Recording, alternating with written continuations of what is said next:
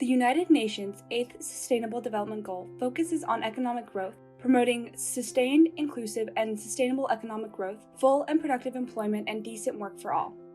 Economic stability is perhaps one of the most important indicators of sustainability, and its assurance is especially vital to a happy and peaceful society.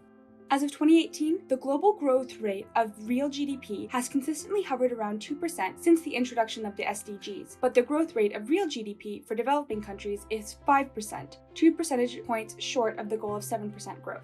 Just straight growth isn't sufficient. We need to put more effort into sectors that will continue to provide jobs and be beneficial for years to come, which means investing heavily in technology and diversifying the jobs available. As GDP grows, labor productivity is also consistently improving from year to year, but 85 million women and 55 million men are still underutilized in the labor force.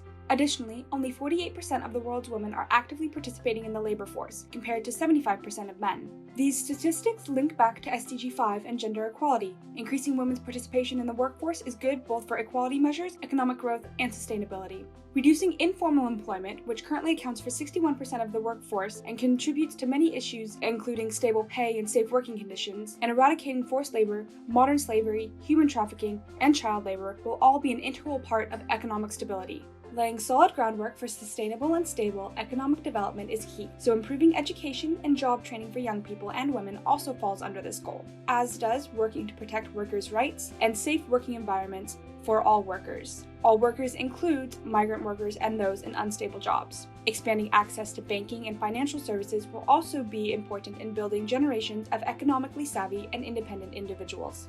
Hopefully, with the help of programs put in place in the name of SDG 8, there can be an increase in productive activities, decent job creation, entrepreneurship, creativity and innovation, and encourage the formalization and growth of micro, small, and medium-sized enterprises. In good news, extreme poverty among the working population has decreased, and the middle class has been growing steadily since the start of the millennium, with 34% of workers in developing countries now counting as middle class.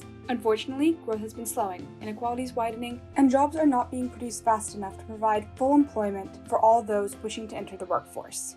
The elephant in the room when talking about sustainable economic growth is of course the impact that COVID-19 has had and will continue to have on the global economy. With every major world power being forced to lock down and run at a reduced capacity for the longest period of time in recent memory. Global unemployment, which was at 5% in 2008, has undoubtedly gone up. And with the economic uncertainty, many small and medium-sized businesses have been forced to shut down, permanently removing those jobs from the market. Global trade has been affected and supply chains are breaking down. However, this is not the end of the world, nor is it the end of hope for SDG 8. Humans have always been a resilient species, and we will continue to bounce back. However, the amount of global and national cooperation that will be needed to get Earth back on track to meeting the economic goals set out by SDG 8 cannot be overstated.